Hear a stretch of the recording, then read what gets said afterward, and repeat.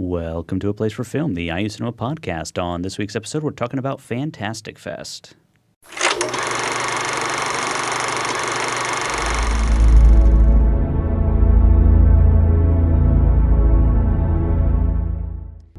All right. Hello, everyone. Welcome to the show. My name is Andy Hunsucker. And I'm Jason Thompson. And on this week's episode, we're talking about a festival called Fantastic Fest that focuses on sort of horror, sci-fi genre films. Action films. Anything kind of considered fantastic. Yeah.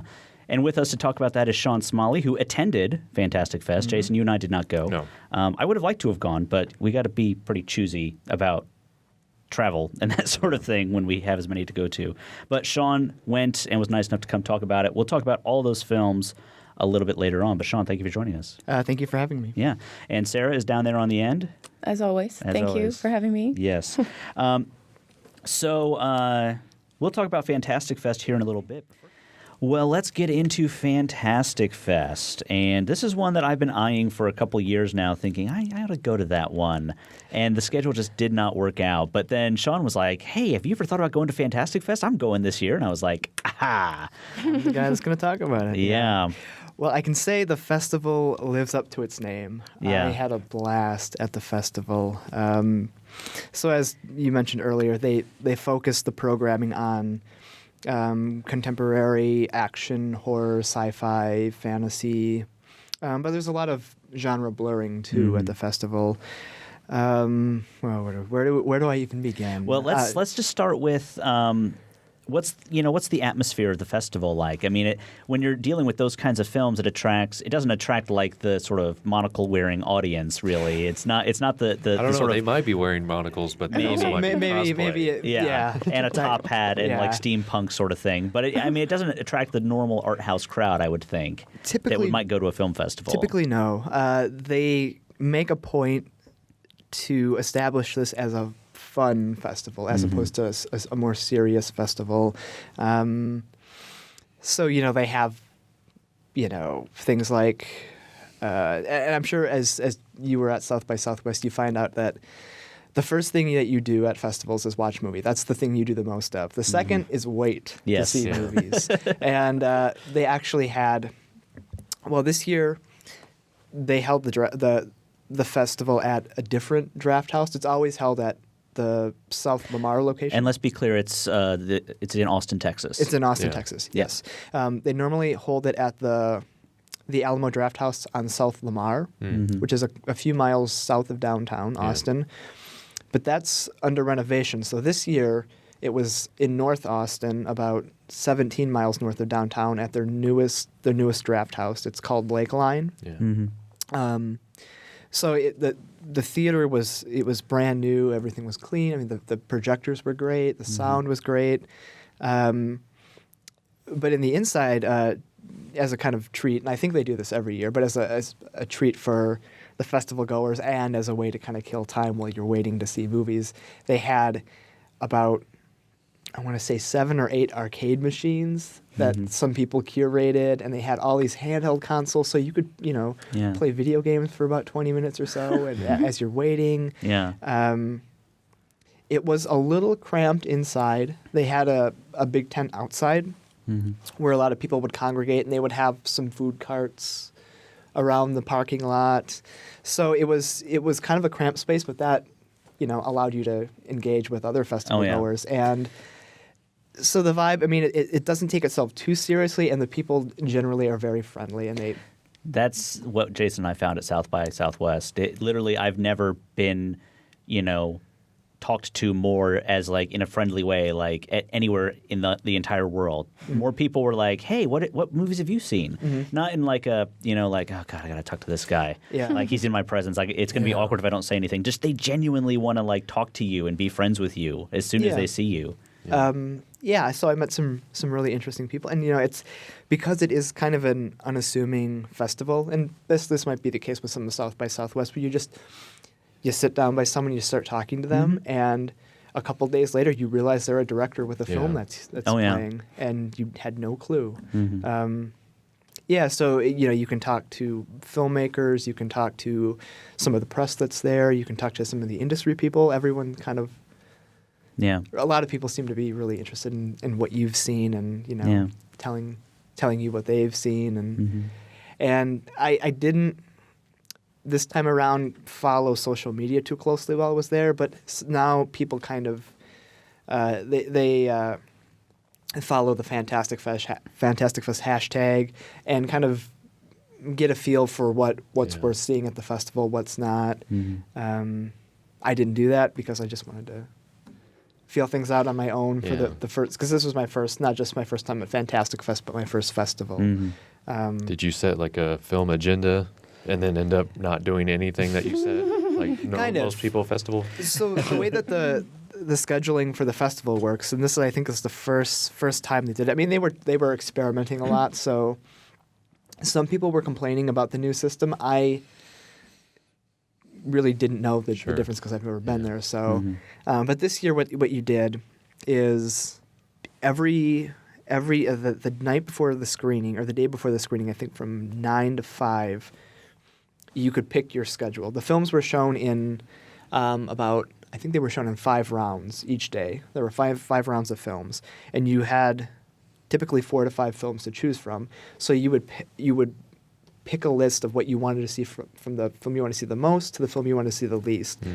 And then at some point after 5 o'clock, they would run it through some algorithm, and then it would spit out a list of films you'd get tickets for the next day. Interesting. So I think they would write if they did that at South by Southwest, but it sounds like it might be fun Yeah. for this kind of festival. But the good thing is though that you can swap tickets. Before I went down to the festival, I joined a Facebook group called Fantastic Fest Fiends, and when the festival started going, and people got their tickets for that day, some people wanted to switch or wanted to trade tickets. And if you didn't get into a film that you wanted to see, you could post on the group and ask if anyone wanted to see this film, or you could maybe find someone who was trying to trade a ticket. Yeah. So I ended up doing that once, but for the most part, I actually got into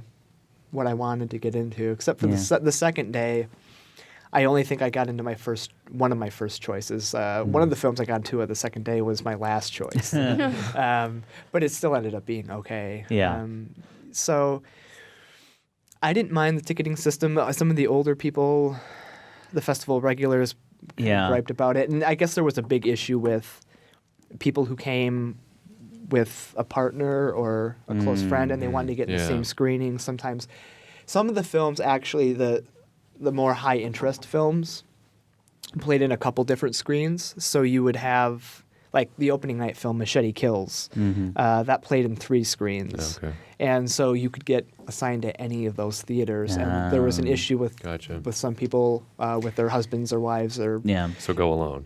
kind of, yeah. I mean, I think they're going to try and take that into account next year. Yeah. But that was one issue. I traded tickets with a woman who she had a VIP pass, so she could get into all her first choices. But her boyfriend, about like a week or so before the festival, decided he wanted to go, and he got a fan badge. Yeah. And I don't think they got into anything together. So she was the whole weekend just trading, or the whole week that I was there trading tickets.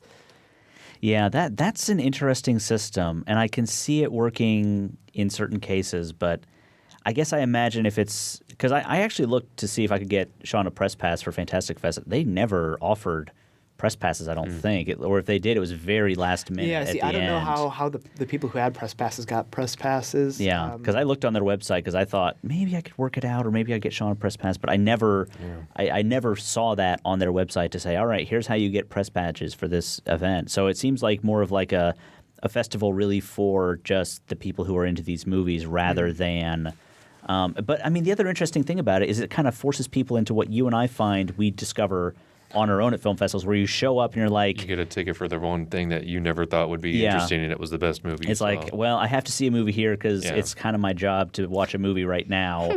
and this movie is 2 miles away. I'm not going to get there in time. I'll just stay here for this next movie. Yeah. And it turns out to be exactly like the thing you were like, that's what happened to me. Yeah. thank God that I watched that movie, because like that happened to me, a teacher. I never would have seen that movie if I just hadn't happened to be I had to eat, and it was at the Drafthouse where you could eat food during the movie. Yeah. And so I got that ticket, and it turned out to be like my second favorite movie that I saw. Well, this is what kind of sounds like what they do at Chicago. Chicago's all at one place, like one big theater. So that would be interesting at Chicago, I think, to do. Because as press members, we always have to wait till like 10 minutes before and get our tickets. So if they did that, whatever, I'd be game for that. Yeah. Guarantee me a press ticket in one random movie that I chose, rather than like it's all or nothing.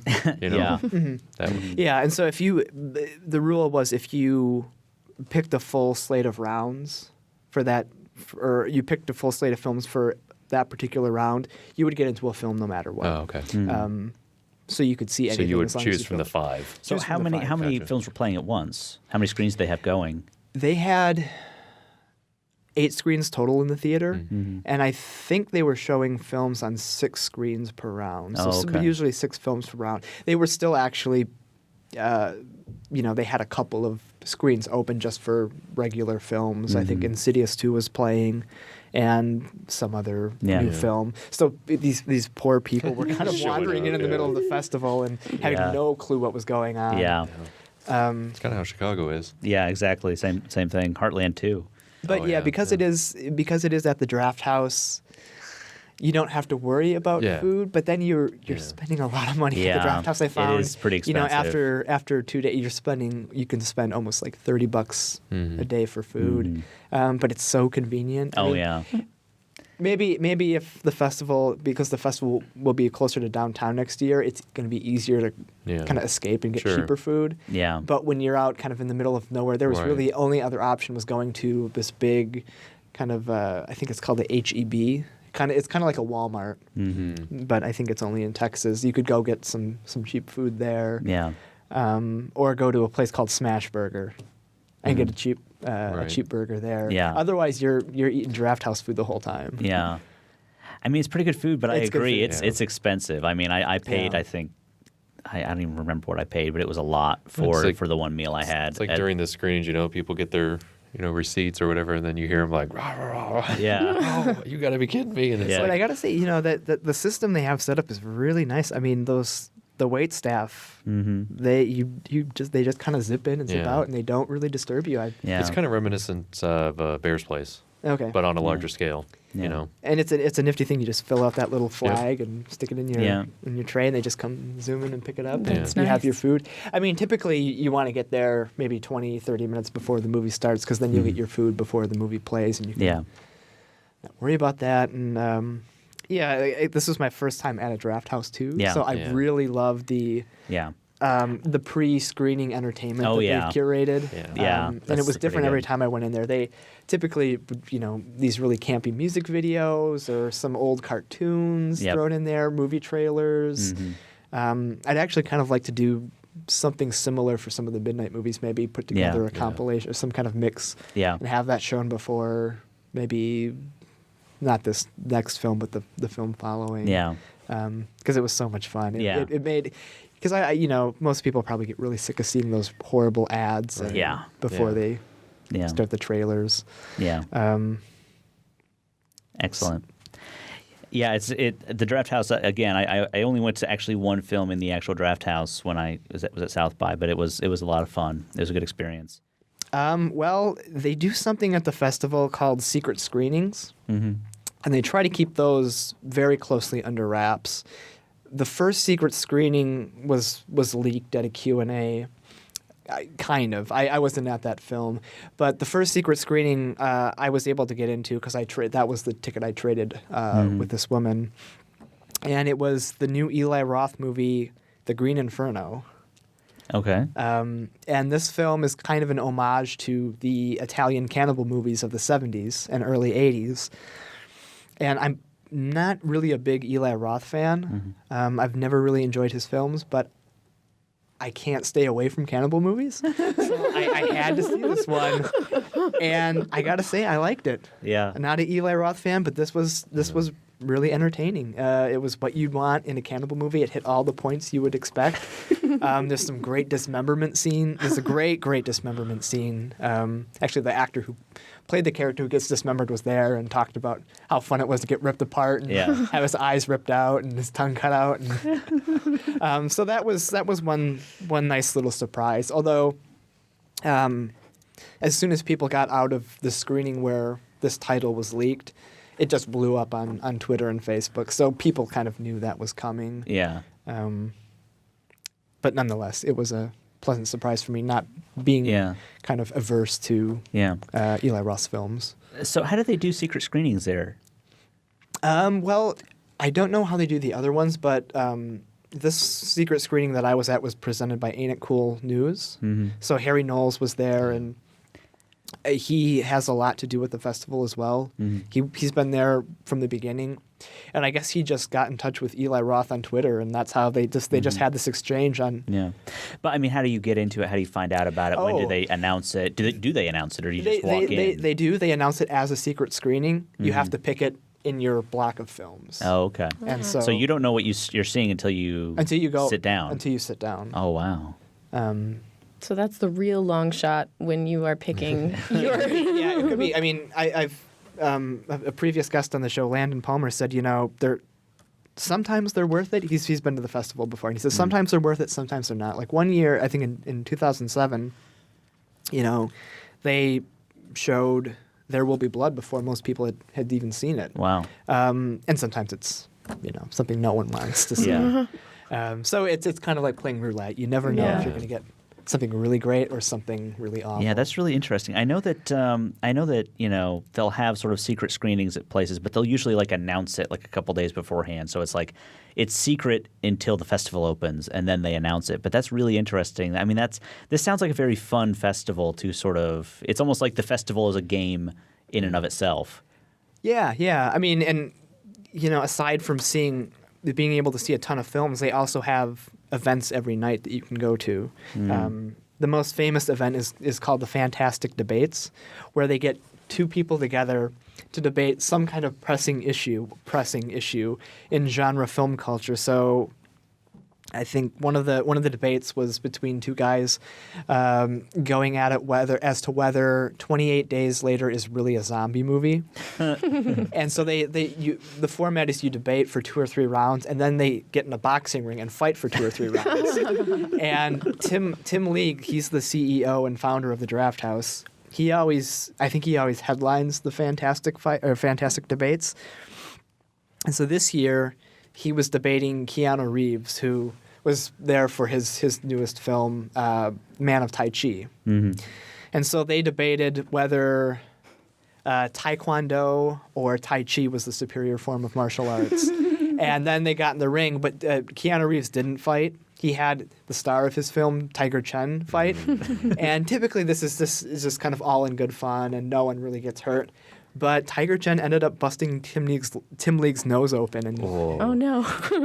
They got a little too into it. And I've heard in years past, Elijah Wood, who I saw at the festival this year, he fought one of the other actors who played a hobbit.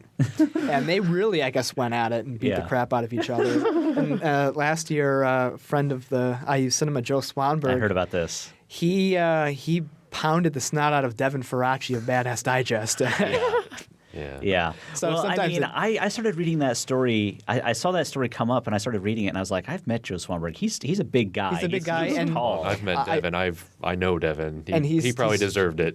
And he's really small. He looked like a shrimp compared to Joe. And, Devin's not a little guy at all. So that's funny. Wow. So there were events like that. I did get into something called the Nerd Rap. Okay. Where they have a couple of people who signed up sometime before. I think these people do it every year, but they have this rap contest, and the rap that they come up with has to be movie related or genre film related. So some guy did a rap about the Alien movies. Some guy did a rap about why Christopher Reeve was the best Superman. Tim League did a rap about Star Wars, and then you kind of, based on your applause, pick two finalists, and then they do a freestyle, and then you pick a winner from there. And then they opened up for hip hop karaoke, and they had another karaoke night, and so they do fun events like that. But most of the events you have to sign up for, like a screening. Yeah. So Okay. Yeah. if you want to see a movie, you probably want to put those as one of your lower selections. But if you really want to see an event, which anyone who hasn't been to the festival, you have to see at least one event. Yeah, absolutely. All right. Any other final thoughts before we get out of here? No. No? Can't think of any. All right. I mean, other than go to the festival next year. It's going to be great. Yeah, absolutely. Well, Sean, thank you very much for joining us. Thank you for, sharing your thoughts with us on all these films. We really appreciate it. Sarah, thanks for sitting in. Thanks for having me. Yeah. So let's go ahead and get out of here. Thank you guys very much for watching and listening. My name is Andy. And I'm Jason. This has been, and always will be, A Place for Film. A Place for Film is recorded at WFIU Studios in Bloomington, Indiana.